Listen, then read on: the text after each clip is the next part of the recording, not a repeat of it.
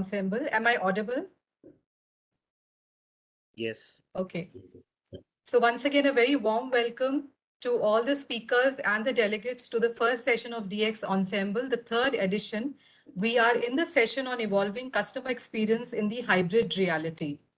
We are joined by Mr. K.R. Venkatari, who is the moderator for this session. I'll briefly introduce all the speakers. The profiles of the speakers are on the Hive platform, where this particular program is being hosted. Mr. Venkatari is the Chief Operating Officer, Nutrition Science Business at Tata Chemicals. In this role, he is responsible for the P&L for the business. Nutrition business has salt, bicarbonate, prebiotics, serving the food, pharma, and animal feed segments. Prior to that, he was the Chief Innovation and Digital Officer in Tata Chemicals, where he was responsible for IT digital innovation efforts across Tata Chemicals and its subsidiaries. Before that, he was the Chief Operating Officer at Rallis India. He has been associated with Tata Chemicals for about 18 years now. We also have a very eminent panel joining Mr. Venkatari for this session. Dr. Bishwajit Mohapatra, the Head of Customer Solutions Management India and South Asia, Amazon Web Services. Dr. Mohapatra is the Head of Customer Solutions at Amazon. He is the alumni of IIT Mumbai and an ex-IBM executive.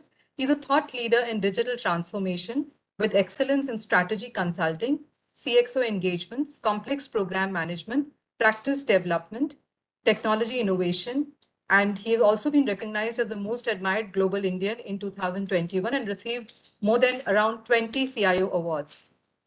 Mr. Harish Hiranandani is our next panelist. He is the head of digital transformation and also executive vice president at Kotak Mahindra Bank.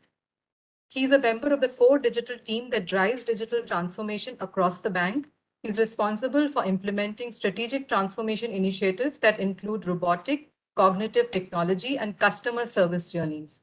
In his 15-year journey at the bank, Mr. Hiranandani has also has served as a nodal officer under the bank's grievance redressal policy, where he was responsible for managing customer grievances. We are also joined by Mr. Ankur Jain, Global Head of Customer Engagement Platform Business, Tata Communications. He's responsible to lead and facilitate the creation of next generation cloud native and nimble products that deliver value to both customers and the business. Known for reading the industry tea leaves to anticipate the new market forces, orient business transformation efforts towards today and tomorrow's relevant business models, and quickly identify and capture high ROI acquisition opportunities. And last but not the least, we are joined by Mr. Anil Menon, CII Lulu Group India. He is a professional with around 19 plus years of experience across information technology and retail organizations. Currently, with the Lulu Group, he's driving the digital journey and future technologies for the group in India.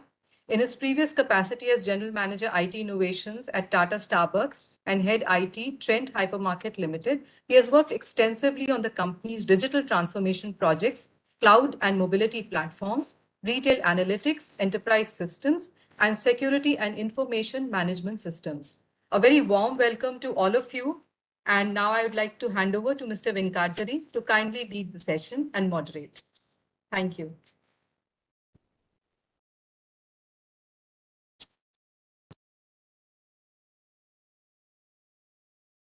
Before Mr. Venkatari joins in, I would request all the speakers to remain on mute if they're not speaking and unmute yourself when you are about to address. Mr. Venkatari, over to you. Thanks, Kavita. Thanks, Kavita. It's really CD symbol. This is a flagship program that we have annually, and it's a pleasure to be along with a number of stalwarts. And it's my pleasure to be with the stalwarts to talk about this particular topic. The way we will do it is that I'll quickly give a opening remark, and then I will request each of my co-panelists to speak for around 3 minutes on what they would like to speak about. I'll just articulate that, and after that, we will have a question answer session, which I will throw questions to the co-panelists, and then we will open it up for the larger Q&A session. As what I think, this is a very interesting where we are talking about customer experience and how would it impact the things that are happening. Now, over the last almost 10 to 15 years, if we step back, I think product played a very big role in, reaching out to customers.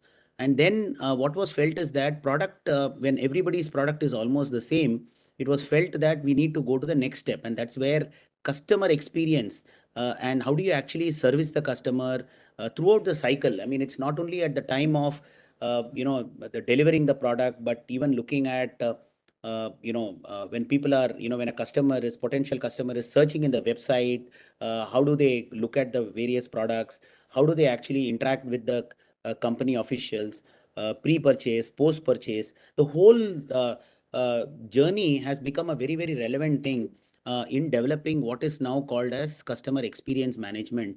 And digital has played a very very critical role in facilitating that. Now in the and if we go back, many of the companies, BFSI, retail, many companies were actually in the forefront to be able to do that. Today, for example, if somebody wants to buy a specs, one just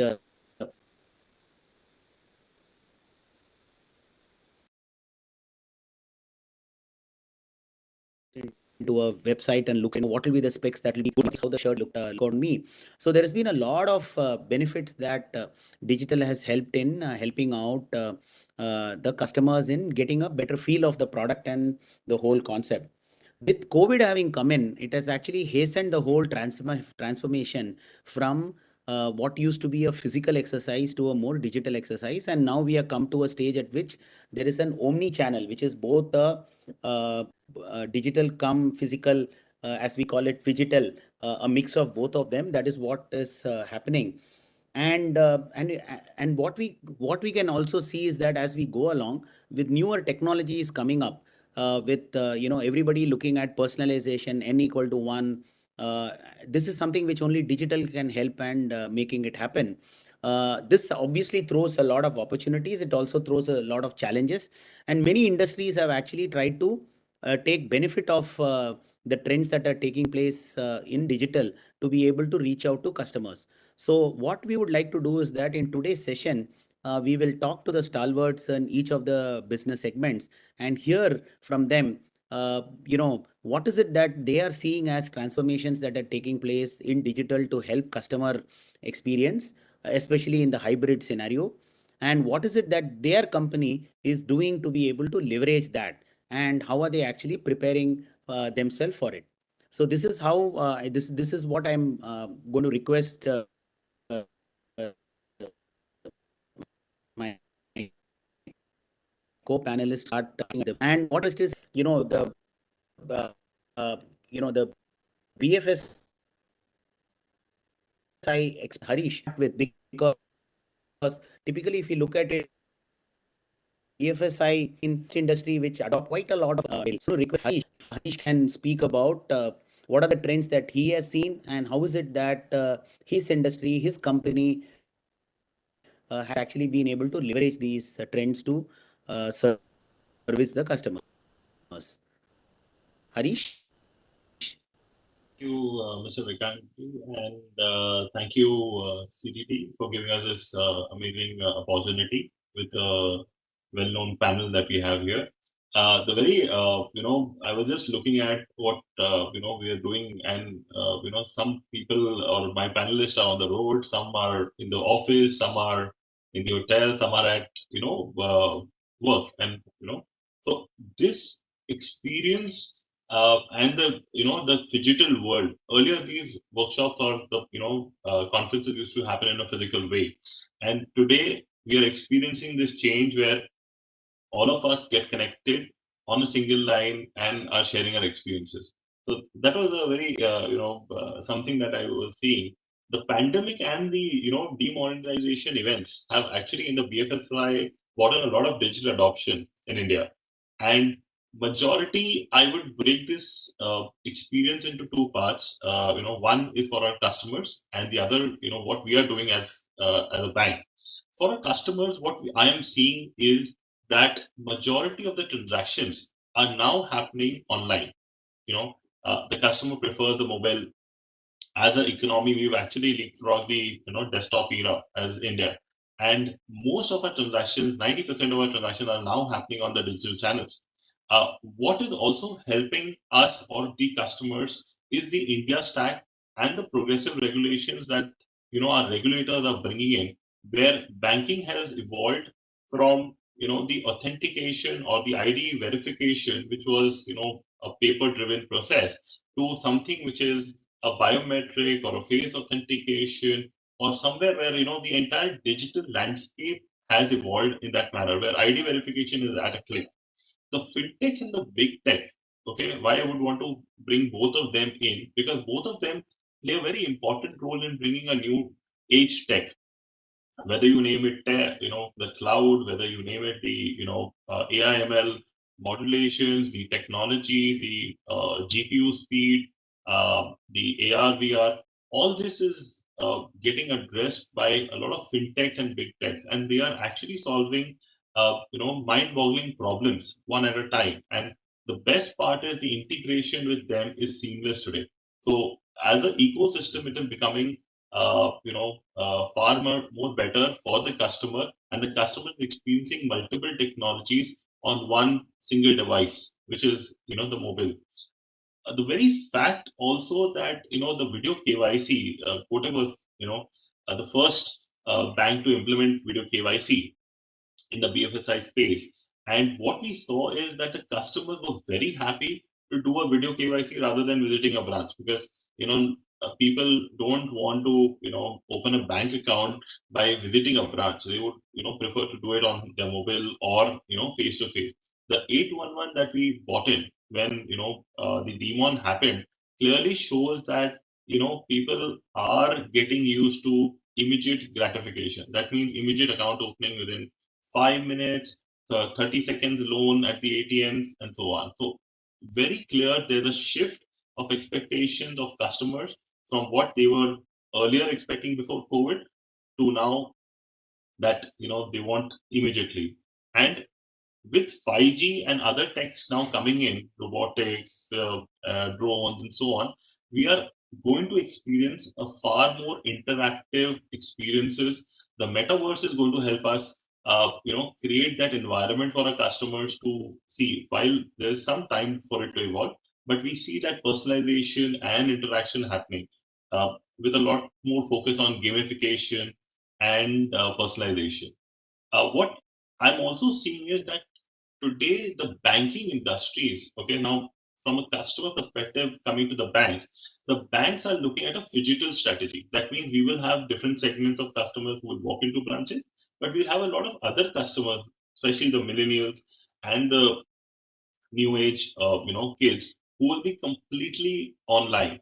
And for that we are very clear that we're building a microservices API structure with more focus on our UI/UX designs, so that the customer without any issue finds what he has to on any of the channels, because there's this clear direction that we are observing, that a customer may want to walk into a branch, but for some query he may want to complete it on the mobile itself.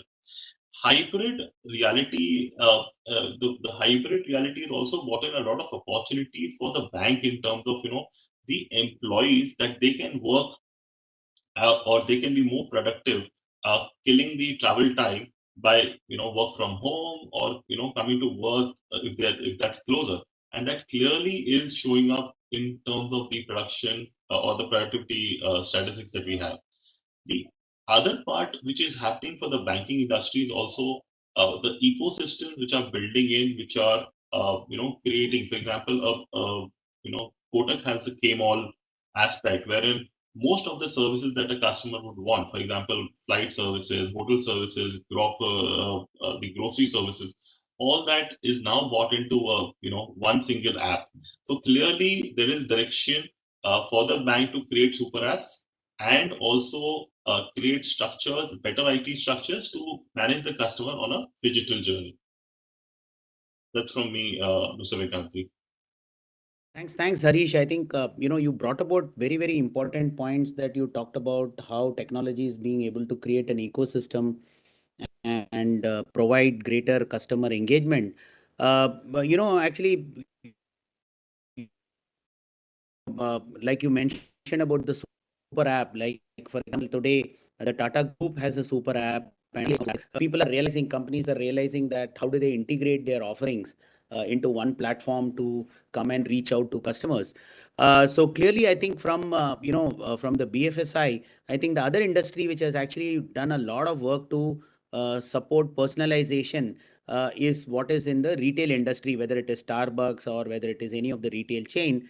And there, so a lot of personalization has gone on to create a hype. So I'm going to request Anil to speak about how the retail industry has leveraged these trends and what is it that he's seeing as way forward.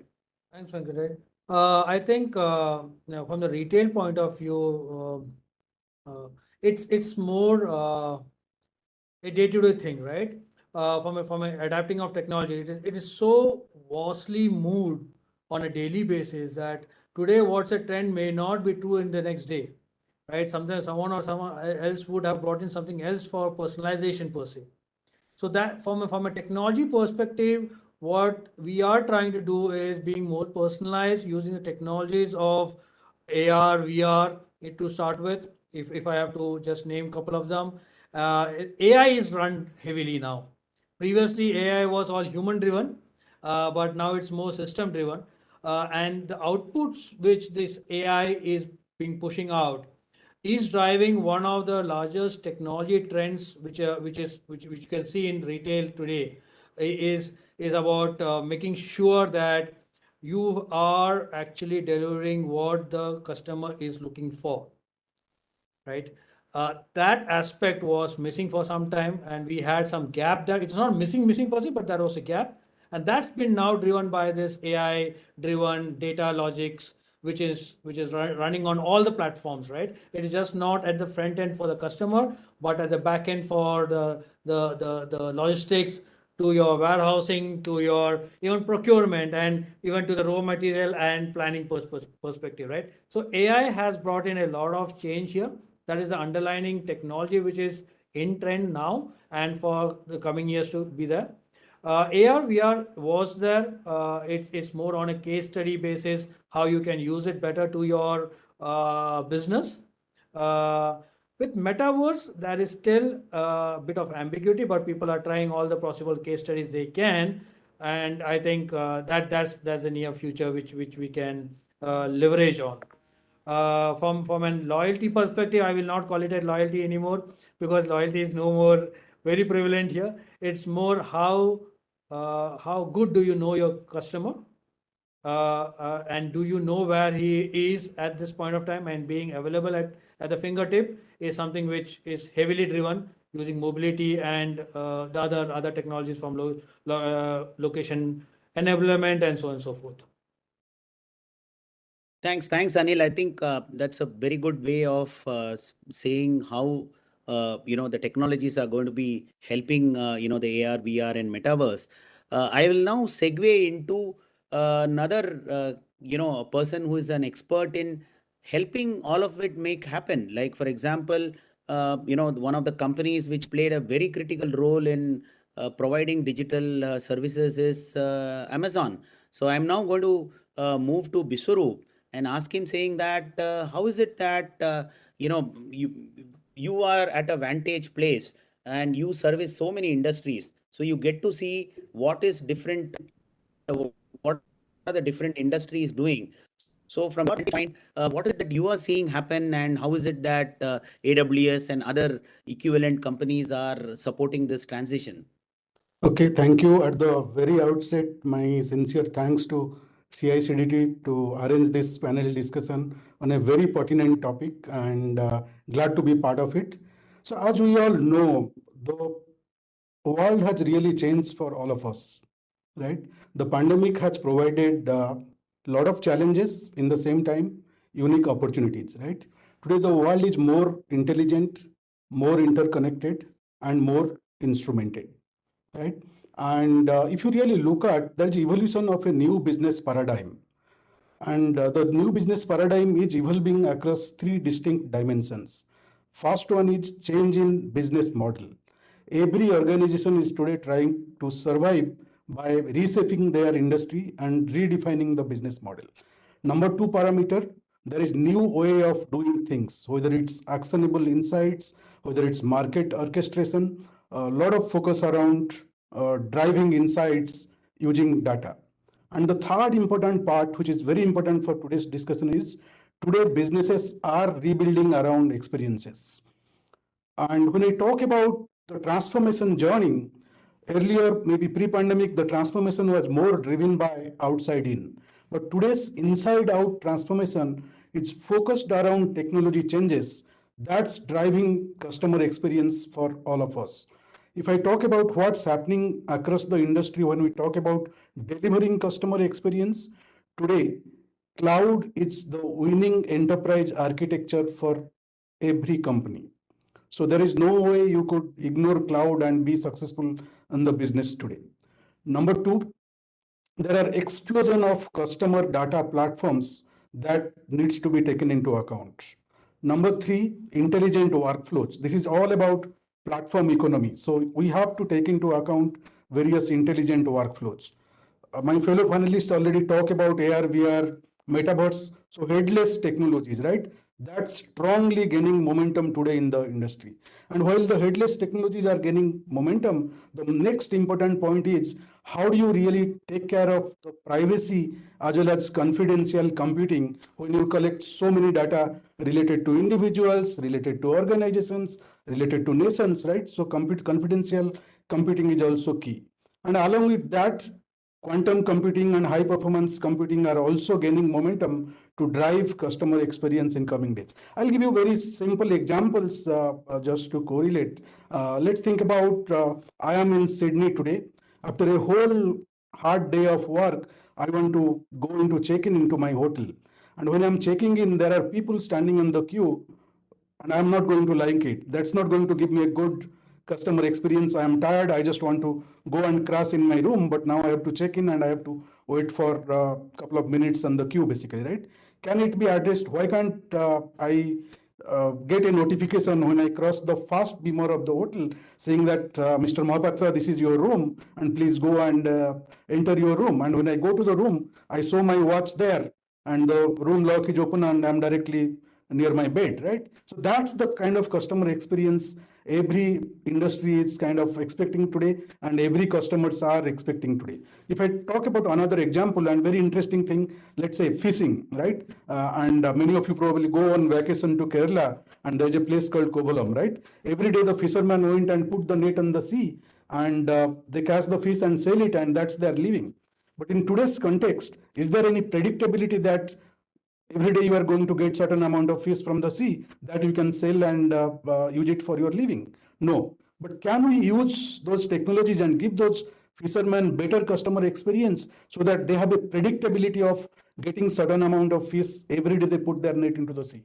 Maybe using geographical information systems, maybe using satellite data that they can collect, the topography, the undulation of the territory. Can these all be different layers that can be modeled to give them a predictability of what they are going to catch every day when they put their net on the sea? That's customer experience is what probably our customers are experiencing. So to really summarize the entire digital transformation journey, there are four things. How do you really provide in the moment interaction to our customers? How do we provide predictability and predictive intelligence to our customers?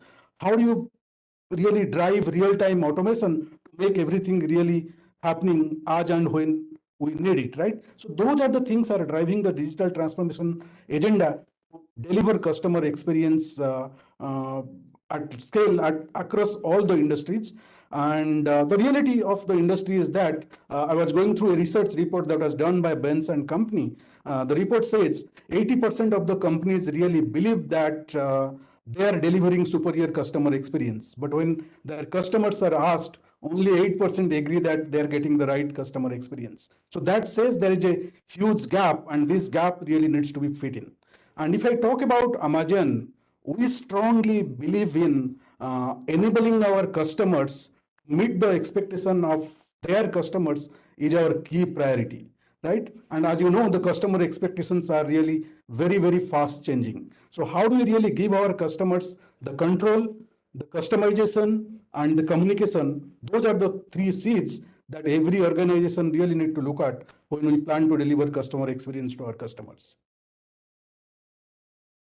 Excellent, excellent. I think Vishwadeep, you brought about a lot of critical points when you talked about the changes that are taking place, some of the challenges that are also there for the industry. I think excellent spoken.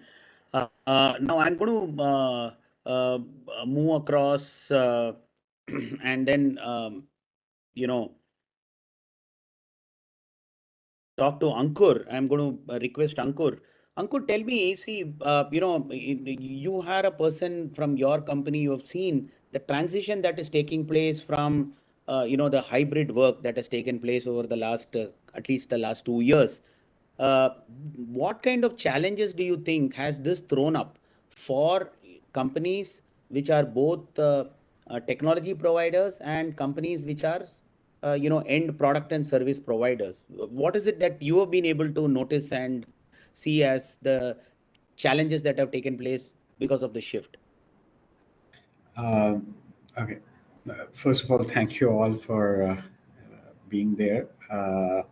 And thank you, CI, for arranging the session.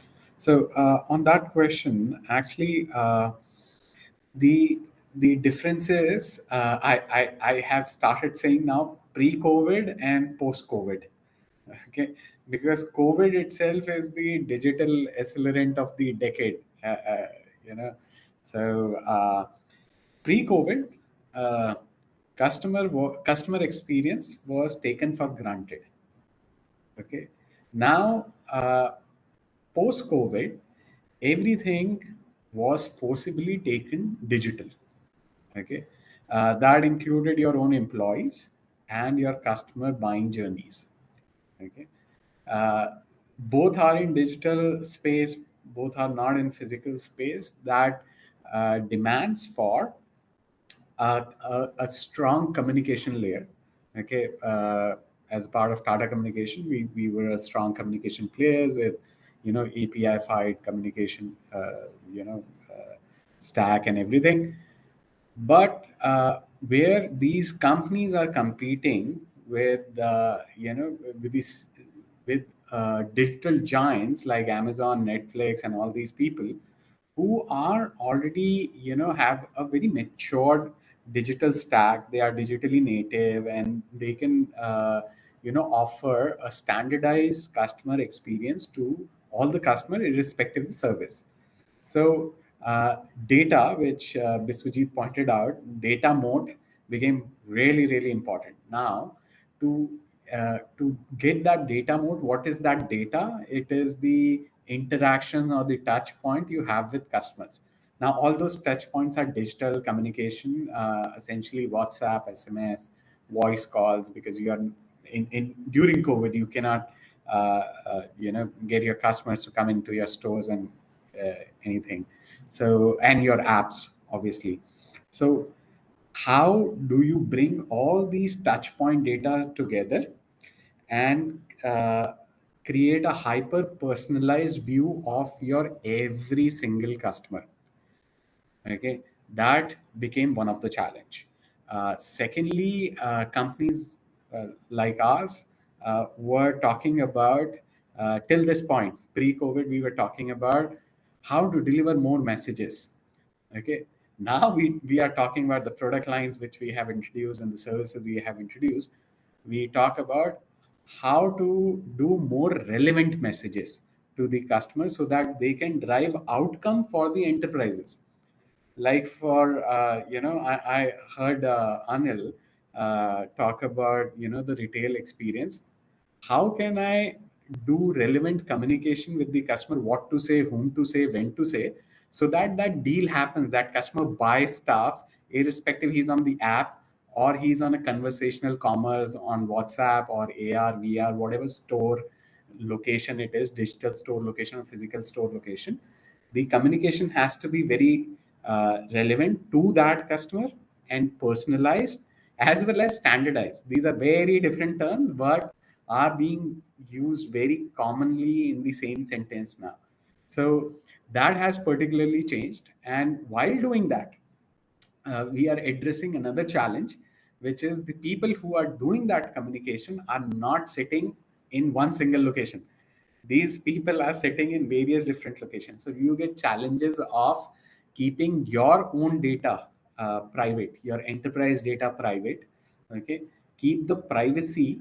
Biswajit, you also pointed out, keep the privacy of, let's say, my agent and end customer. Their communication masked so that the phone numbers cannot be exchanged and things.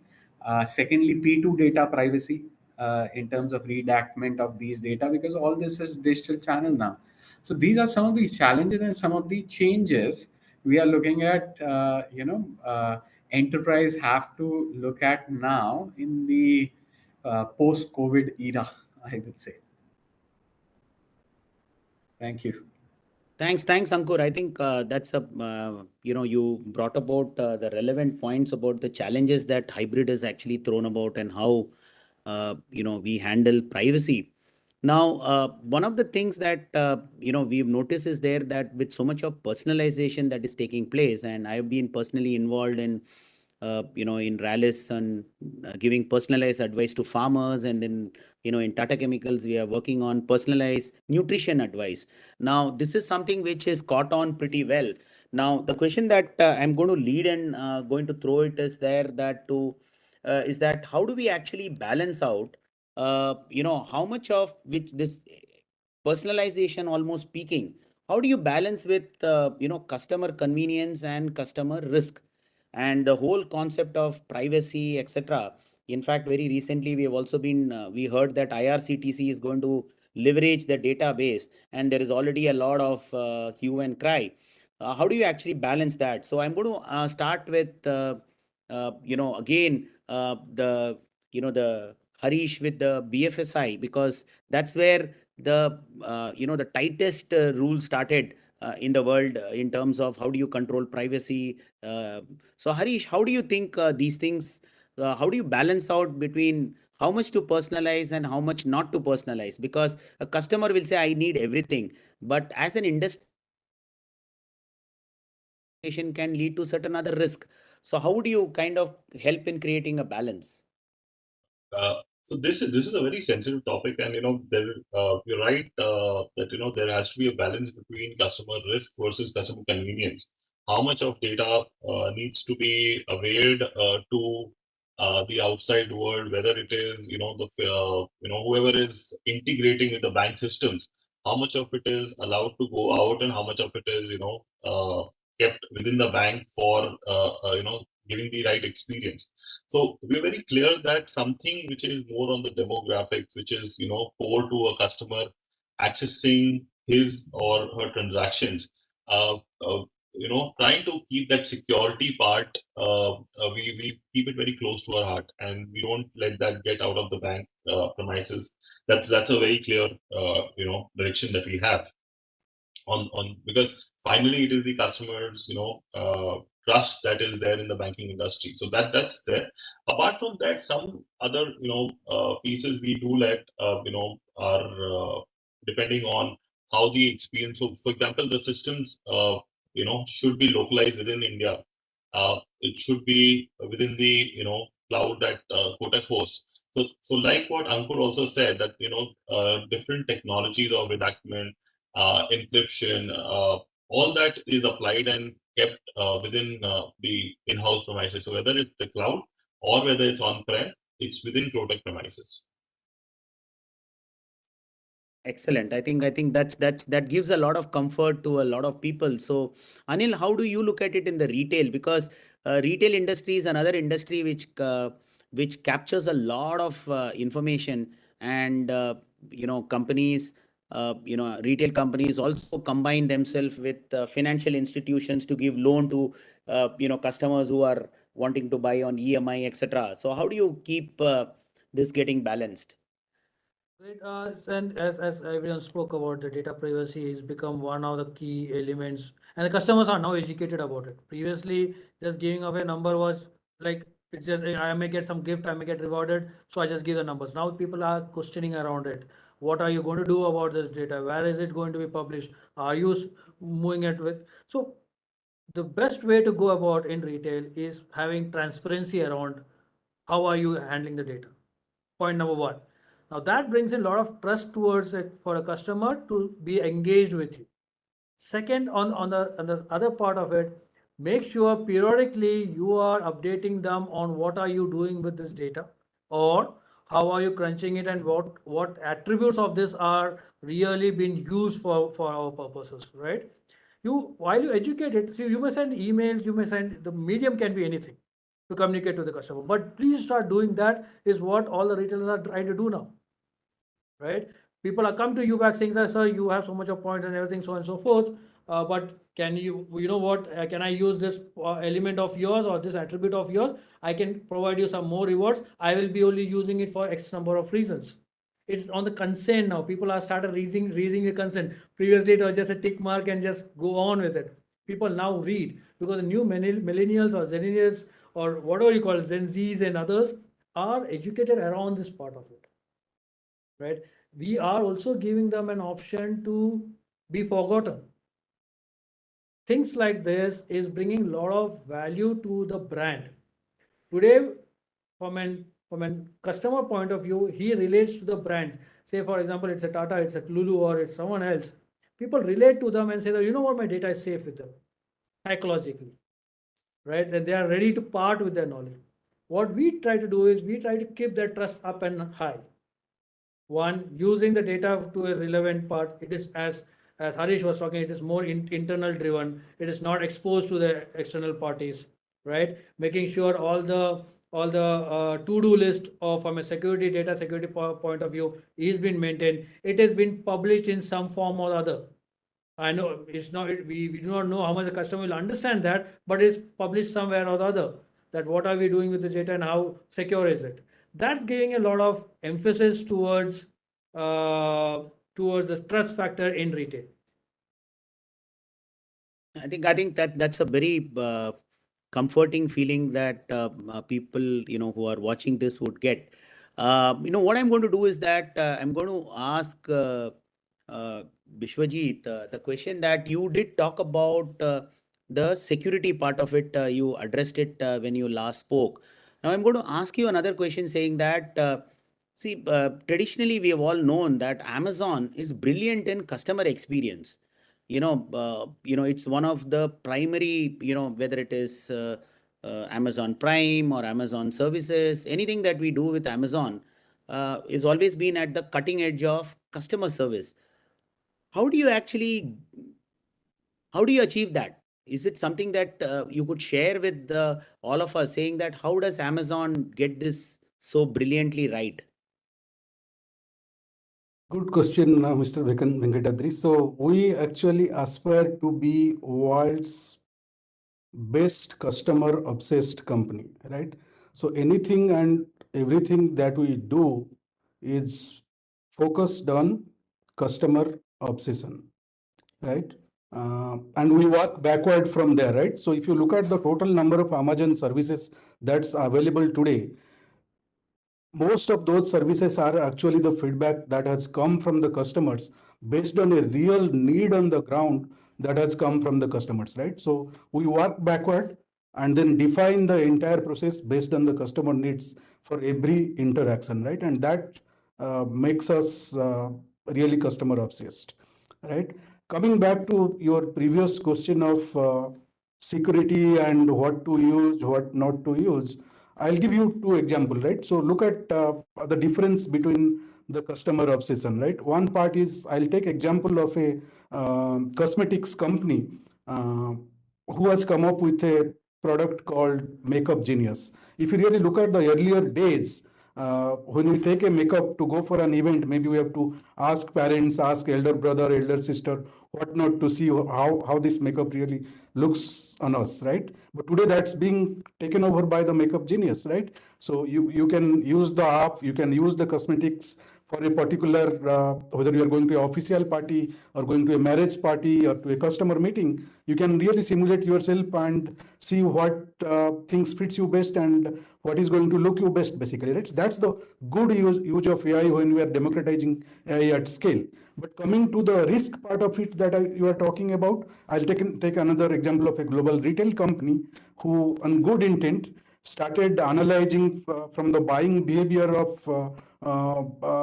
ladies to understand who are the pregnant women who are buying a special kind of buying pattern in the retail site, so that they can give them some free vouchers, free coupons, basically, right? It was good intent, and then send the vouchers to those ladies' homes. But it was not liked by them because many of them probably didn't really intend to inform their relatives that they are pregnant or what not, basically, right? So good intent, but backfired, right? So that's why we always believe in good intention is alone not good enough, right? You need to have the right mechanism defined to make things work for you, basically, right? Unless you have right mechanism, those good intents are not really going to work for you.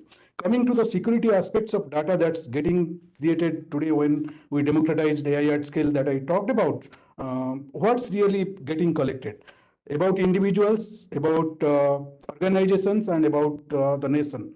About individuals, probably we are collecting a lot of their personal data, their private data, their reputation is at stake if it is not really used correctly, right? Similarly, for organizations, maybe financial stakes, compliance stake, or regulatory stake that financial organizations may go through if the data is not handled correctly, right? Similarly, for nation, it could jeopardize national security, infrastructure, integrity, even political stability at times, right? So how does this really can be monitored? Definitely, there's a need now to have sound, ethical governance practices. Many things starts from the individuals itself, what they do, how they behave, and what they really share. And the other part is, of course, there are a lot of technology that's available today, whether it's like we all know, cryptography, homomorphic encryptions, neuromorphic applications, right? Those are the things probably can additionally bring in those controls. Whatever said and done, we need to have a structured approach to minimize those risks. We need to really have institutionalize the controls across the organizations to make it work. And of course, we have to reinforce those controls on specific risk points. Those are the three things probably we need to do to get the full advantage of what we are going to get as the customer obsession that I'm talking about. I think that's again a very nice, comforting explanation, Vishwajit. And I'm going to start taking some of the questions that have come from our participants. And this question actually, I think, will be very relevant for Ankur to respond. I think, the question is that one of the panelists brought about that companies feel that customer experience is 80%, whereas on ground reality is much less. So what action should smaller companies, especially the MSMEs, take to get correct feedback at the optimal cost and improve accordingly? And Ankur, I do know that, as your company, you do work with a lot of MSMEs, you do work with a lot of small companies. And that's the reason why I think this question is something which would be up your sleeve.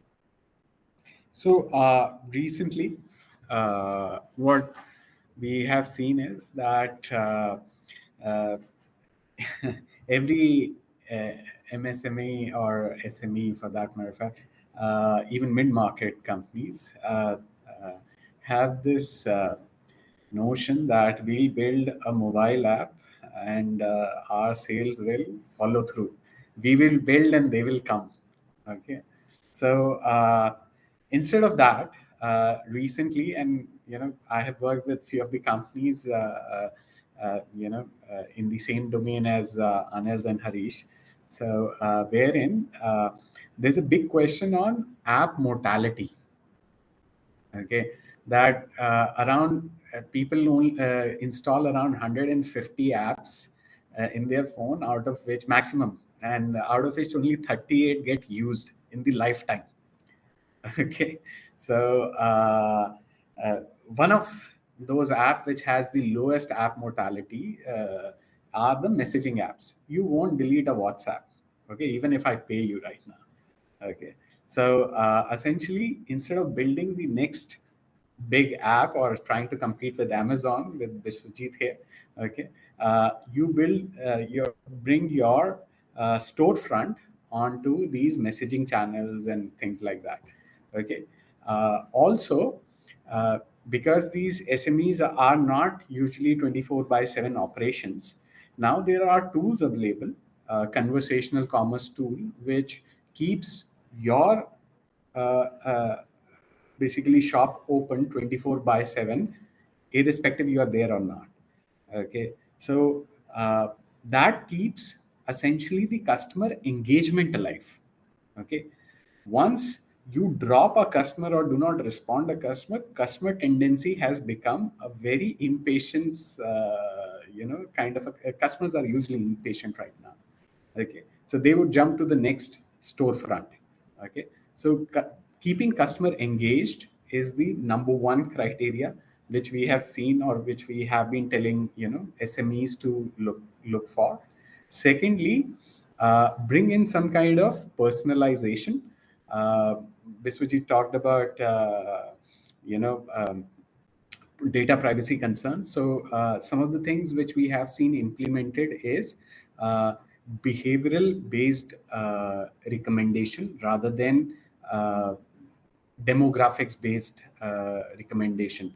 Like for example, even Google has shifted their recommendation engine on advertising from demographics to collaborative filtering and all, in which basically it will give you results based on 5 previous searches rather than I am a this many year old person with living in Singapore and blah blah blah. They will only be relevant to, and they would not reveal my identity to the advertiser, okay, or my demographics to advertiser.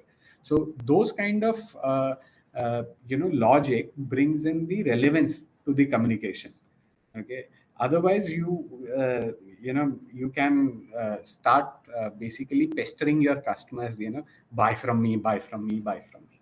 Okay, so that is one.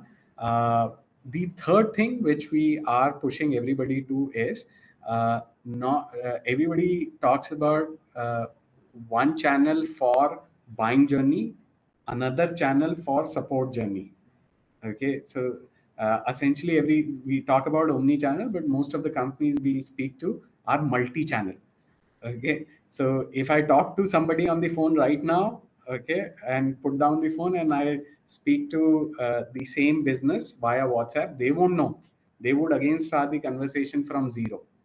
Okay, so bringing all the complete journey acquisition, sorry, marketing acquisition support all together on all channels contextually is the third thing which I believe SMEs are looking at, and we are helping them out as well.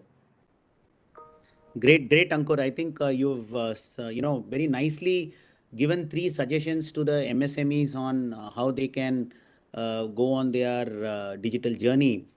The next question that has come in is there that in the name of improving customer experience, we get too many sales calls, mails, which are becoming irritating. What is being done to stop this punishment? Now, this question, which has come from one of our participants, I'm going to turn it to Harish because a large part of the calls that come in for a lot of people is that do you need a loan, do you need a new credit card?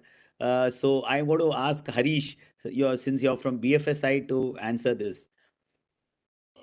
Very interesting and very pertinent to the BFSI set of industry here.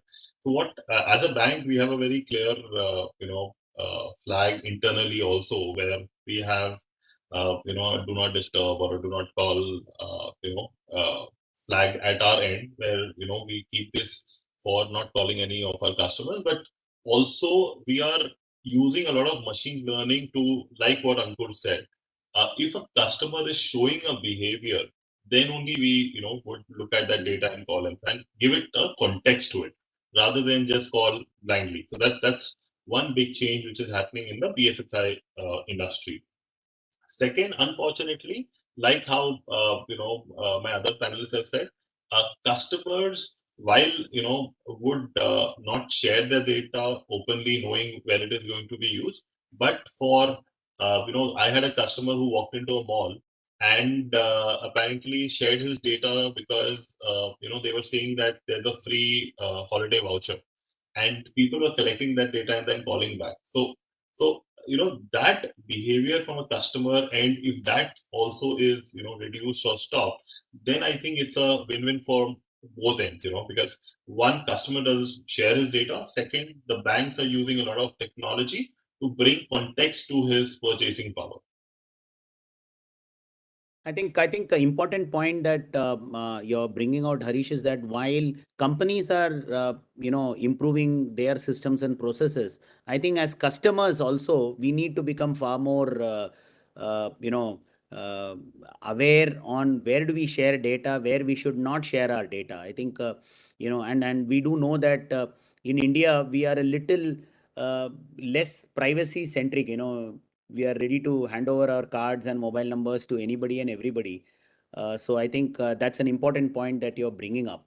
Now, I'm going to do is that going to ask a question on, see, one of the critical things for delivering customer experience is having very good employees to be able to deliver that, because technology can play a role to a particular extent, but finally it is human beings within the companies who can do that.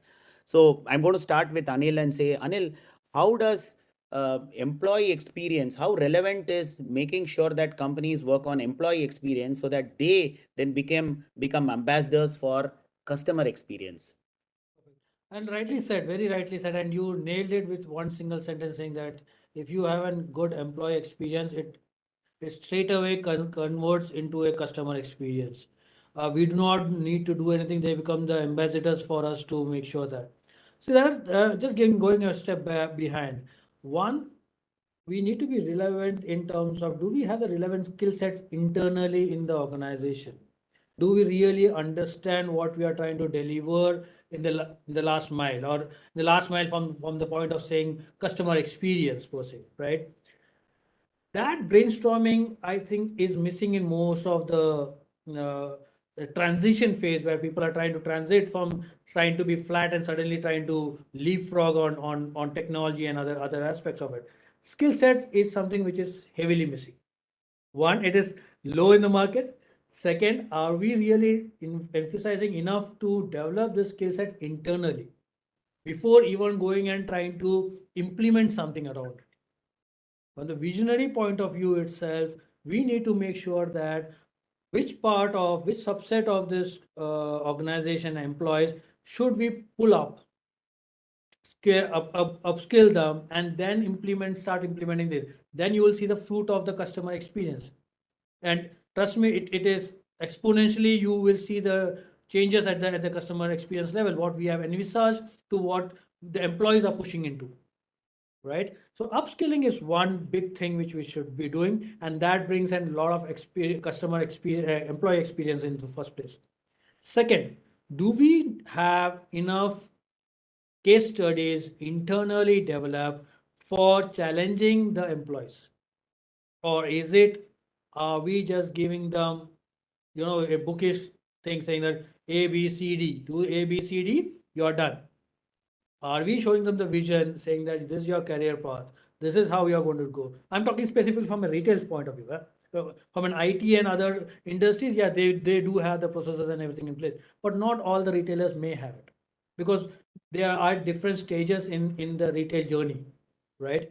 Right, and old culture coming in and then transiting in newer ones, which is fast moving.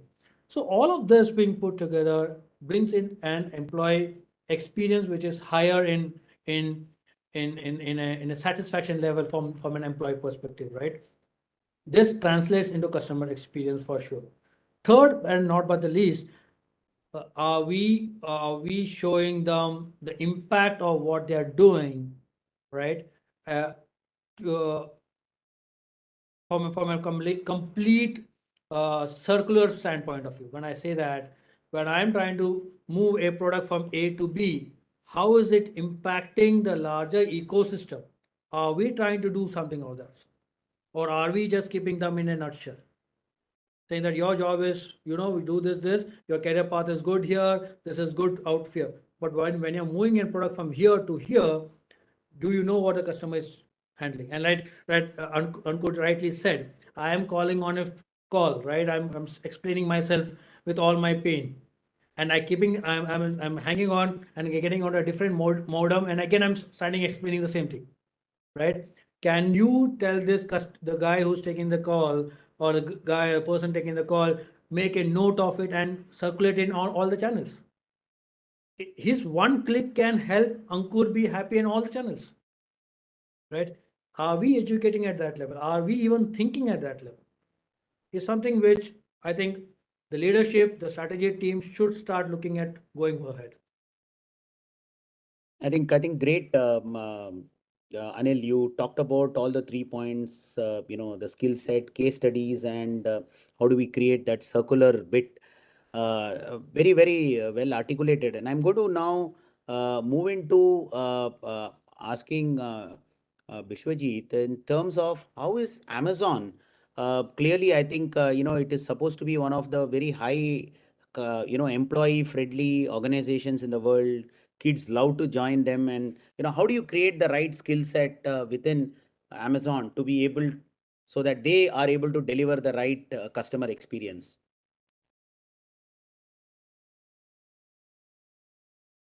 Not sure, Mr. Venkatadri, you can hear me okay? Looks like Yeah, there is some internet trouble. Can you yeah, now just it's repeat the okay. question again? I could not hear Sorry. you actually. Yeah, what I was saying is there that Amazon is known to be one of the very good companies in building skill set within the employees, and it's a highly motivated team, and that actually results in they being able to do a good job in customer experience. So, can you share what is it that Amazon does to be able to build employee experience which helps in delivering customer experience? Okay, so if I heard the question correctly, the question is with the improved customer support in the post-COVID era, do you feel the expectations of the customer is becoming unreasonable? Is that the question? No, no, no. I think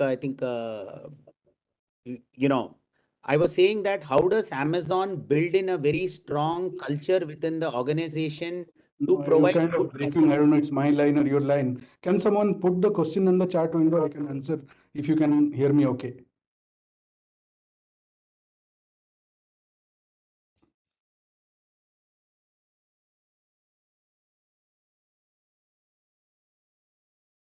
Am I audible?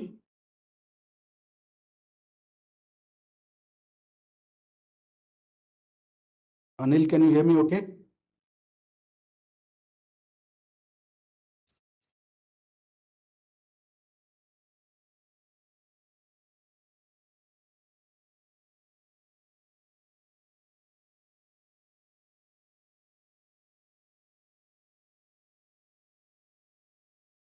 Mr. Venkatadri, can you hear me? Yeah, I can hear you. Yes, he has, in fact, put it on chat, Dr. Mohapatra. What is Amazon doing to improve employee experience to deliver on customer experience is his question. Kavita, looks like I have a bad connection. Can you put the question in It's the on chat window? chat. It's on It's the there on the chat. chat. It's on the chat. Okay. Okay. What we'll do is that Bishwajit, I'll just Yeah, no, I got the question now. Maybe if you can hear me okay, I'll answer it. Yes. What is Amazon doing to improve EX to deliver CX, right? Okay, so good question. So it's not Amazon, it's basically the industry point of view that probably I'll talk more, right? So employee experience, right? Today, as we all know, the leadership behavior in a company, right? The leadership behavior drives organization culture. Organization culture drives employee engagement, right? And an engaged employee is going to deliver the customer experience the best. Unless we have engaged employees, the CX initiatives are not going to deliver right result. And that's the research done by Gartner, probably taking 200 odd Fortune 500 companies as a sample size, basically, right? So it's important to have the engaged employees. But when we talk about engaged employees, the first thing enterprises need to really focus on is employee as a customer mindset. And it's more important after the pandemic, right? Today we have to treat our employees as a customer, right? To help them deliver the right customer experience. The entire ball game has changed. Today, work follows talent and not the other way around, right? So I think Anil talked about that to a great extent, right? How do you get the right skills, right people, and engaged employees to drive the customer experience is very, very key. And for all of us leaders, we all know that the old way of hardware processes are not going to really work to keep our employees motivated, right? So we as leaders need to demonstrate four different parameters: a producer mindset, where we focus on customers; a investor mindset, where we go beyond shareholder value and focused on sustainable growth; a connector mindset, where we connect all the employees, all the stakeholders, all the partners together to a shared vision; and a explorer mindset, where we and our teams become more nimble, more agile, more flexible to deliver the results, right? So I call it as E5 moment of leadership, which is all about envision, express, excite, enable, and execute. If we do that, we'll have engaged employees, and our EX is rightly delivering the CX that we are aspiring to, right? So having said that, of course, personalized interaction is key. I think my fellow panelists already talked about.